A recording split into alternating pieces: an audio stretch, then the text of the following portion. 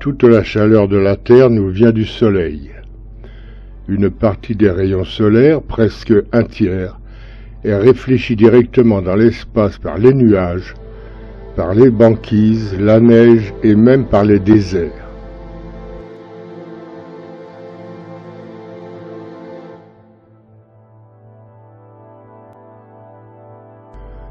Dès que le jour se lève, le rayonnement qui est absorbé réchauffe la Terre.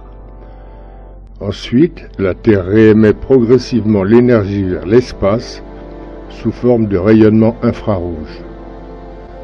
Globalement, la Terre renvoie dans l'espace autant d'énergie que reçue du Soleil pour rester toujours à la même température.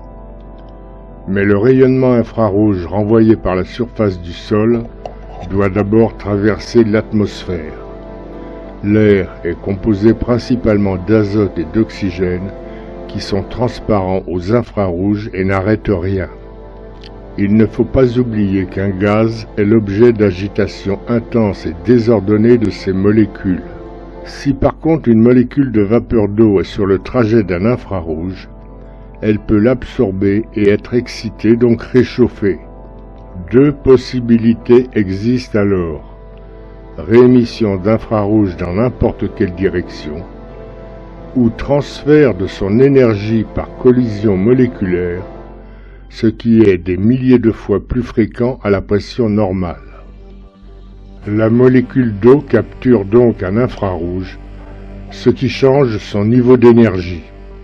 Par choc moléculaire, son énergie est transférée à des molécules proches.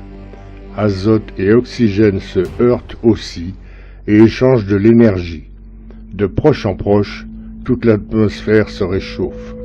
Au lieu d'être glacée dans l'espace, la surface terrestre et la basse atmosphère sont assez chaudes pour y vivre. Cette accumulation de chaleur représente environ une semaine de rayonnement solaire pour la seule atmosphère. Il existe également des traces de dioxyde de carbone dans l'air qui joue le même rôle que la vapeur d'eau pour absorber certains infrarouges. Bien que très faible, sa teneur est uniforme dans l'atmosphère, tandis que l'humidité de l'air peut fortement varier. En forêt tropicale, on peut avoir 4% d'eau dans l'air. Les infrarouges sont rapidement absorbés. Dans un désert chaud, encore 2% de vapeur d'eau, jusqu'à 150 fois plus que de gaz carbonique. Et même au Groenland en hiver, qui émet vraiment très peu de chaleur, et où l'air est très sec, il y a encore 14 fois plus de vapeur d'eau que de CO2. Non seulement le CO2 est en petite quantité dans l'air, mais il n'absorbe que des infrarouges autour de 16 microns de longueur d'onde, avec efficacité il est vrai. Dans la basse atmosphère, la vapeur d'eau, bien que moins efficace à 16 microns, absorbe déjà ces infrarouges, car il y en a en moyenne 100 fois plus que de CO2. Le CO2 joue néanmoins un rôle, même s'il n'est pas important en basse atmosphère. Quant aux variations de teneur du CO2 depuis 60 ans, leur influence apparaît minime. Mais alors, qu'est-ce que l'effet de serre, soi-disant purement radiatif? Cette théorie s'appuie sur la réémission des infrarouges dans toutes les directions, y compris vers le bas, en oubliant totalement l'agitation moléculaire dominante. Certains ont assimilé cet effet à celui d'une serre, comme si une vitre entourait la Terre. D'autres, moins excessifs, disent que eau et gaz carbonique jouent le rôle d'un isolant comme d'une couverture.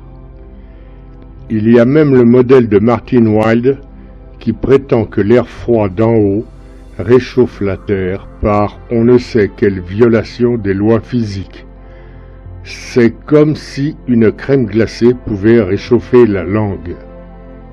Selon cette théorie, les couches de molécules absorbantes dans l'air renverraient alors autant d'infrarouges en haut qu'en bas, comme le ferait un miroir semi-réfléchissant. Les successions de couches moléculaires feraient autant de miroirs semi-réfléchissants. Après 6 ou 7 miroirs, c'est-à-dire en fait à quelques centaines de mètres d'altitude, l'effet miroir serait donc total et aucune énergie ne pourrait retourner à l'espace. La Terre accumulerait l'énergie solaire et deviendrait progressivement très très chaude. En fait, comment la Terre se refroidit-elle? D'abord, une partie des infrarouges terrestres atteint directement l'espace à travers une fenêtre de fréquence où ni eau ni CO2 ne les arrête. Ensuite, l'évaporation intense de l'eau, surtout à la surface des océans, qui couvre 70% de la planète, va former les nuages.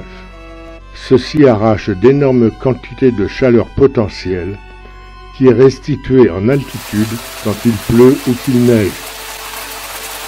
Les vents, les courants ascendants, les tempêtes mélangent les couches d'air réchauffé de la surface avec l'air en altitude.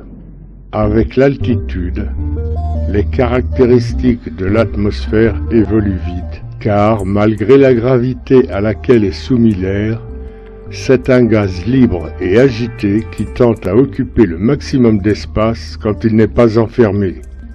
Il se détend, la pression diminue rapidement en quelques kilomètres et le gaz se refroidit par la détente. Comme il fait plus froid en altitude, la vapeur d'eau se condense en nuages et en pluie, en libérant alors son énergie.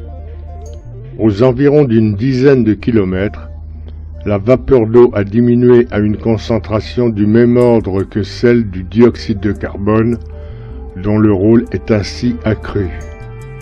Plus la pression est faible, plus le phénomène de réémission des infrarouges vers l'espace peut prendre de l'importance par rapport à l'agitation moléculaire qui s'affaiblit.